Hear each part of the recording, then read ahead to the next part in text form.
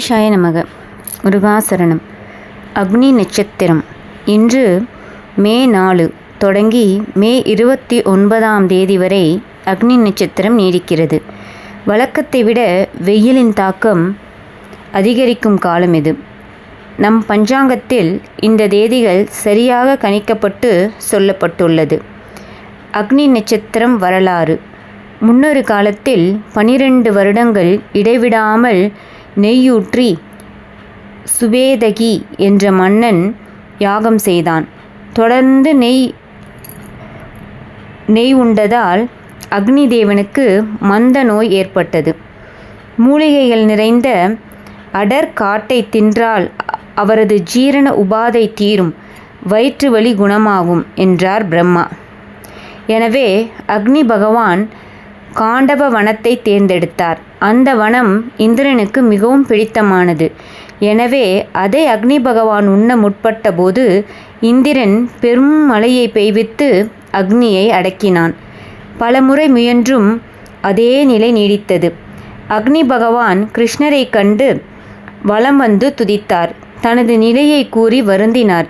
எப்படியாவது காண்டவ வனத்தை உண்ண தனக்கு உதவுமாறு கேட்டுக்கொண்டார். ராஜதந்திரி கிருஷ்ணன் அர்ஜுனனை அர்த்தத்தோடு பார்த்தார். உடனே குறிப்பறிந்த அர்ஜுனன் அம்புகளை சரமாரியாக எய்து வானை மறைத்து சரக்கூடு கட்டினான். அதைத் தொடர்ந்து கிருஷ்ணர் காண்டவ வனத்தை புசிக்கும்படி அக்னி பகவானிடம் கூறினார். வழக்கம்போல் இந்திரன் மலையை பொழிய செய்ய ஒரு துளி மழை நீரும் உள்ளே விழாதபடி செய்தான் அர்ஜுனன். செய்வதறியாமல் தவித்த இந்திரன் பூமிக்கு வந்து கண்ணபிரானிடம் முறையிட்டார். கண்ணா, அக்னி பகவான் வனம் முழுவதையும் எரித்தால் இதில் வாழும் உயிர்களின் நிலை என்ன? ஒருவேளை இந்த வனத்தை புசித்தும் அவரது பசி அடங்காவிட்டால் என்ன ஆகும்? வேறு காடுகளை தேடி புசிக்க ஆரம்பித்து விடுவாரே. அப்படியானால் என் நிலை என்ன என்று வேண்டினார்.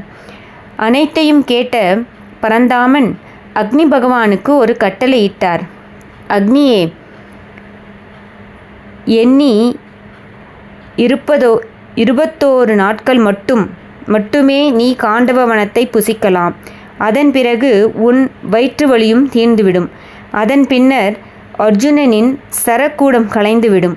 பூமியை குளிர்விக்க இந்திரன் வருவான். அப்போது நீ இடைஞ்சல் செய்யக்கூடாது என்றார். அப்படியே செய்வதாக அக்னியும் வாக்களித்தார்.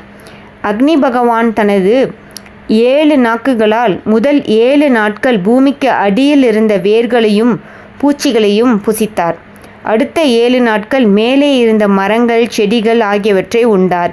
கடைசி 7 நாட்கள் அங்கிருந்த பாறைகளை விழுங்கினார் என்கின்றன புராணங்கள். காண்டவ வனத்தை அக்னி புசித்த இந்த 21 நாட்கள்தான் அக்னி நட்சத்திர காலம்.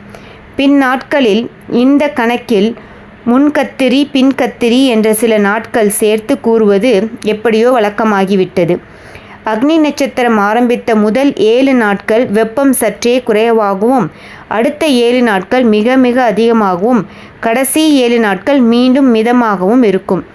அதேபோல் அக்னி நட்சத்திரம் முடிந்த பின்பு இந்திரன் பூமியை குளிர்விக்க மழையை பொழிவிப்பான் என்றும் சொல்கிறார்கள். கோடை மழை பெய்வது அதனால்தான். அக்னி நட்சத்திர நாளில் முருகனையும் மீனாட்சி அம்மையையும் வழிபடுவது நல்லது. பரணிக்குரிய துர்க்கையையும், ரோகிணிக்குரிய பிரம்மனையும், கிருத்திகைக்குரிய தேவதை அக்னியையும் வழிபட்டால் நற்பலன் கிடைக்கும். அகமும் புறமும் குளிரும் வண்ணம் தர்மம் செய்து தண்ணீர் பந்தல், நீர்மோர், செருப்பு, விசிறி தானம் போன்றவை செய்யலாம். இறைவனை வணங்கி வழிபாடு செய்து கத்திரி வெயிலில் கடவுள் அருள் பெறுவோம். உஷ்ண நோய் பாதிக்காமல் இருக்க அரிசி மாவினால் சூரிய நவகிரக கோலமிட்டு அஸ்வத்தைவாய வித்மகே பாச அஸ்தாய தீமகி தன்னோ சூரிய பிரச்சோதயாத் என சூரிய காயத்ரி சொல்லி வழிபடுவது சிறப்பு. பாஸ்கராய வித்மகே மகத் உதிக்கராய தீமகி தன்னோ ஆதித்ய பிரச்சோதயாத் என்று கூறி சூரியனை வழிபட பாதிப்புகள் நீங்கும்.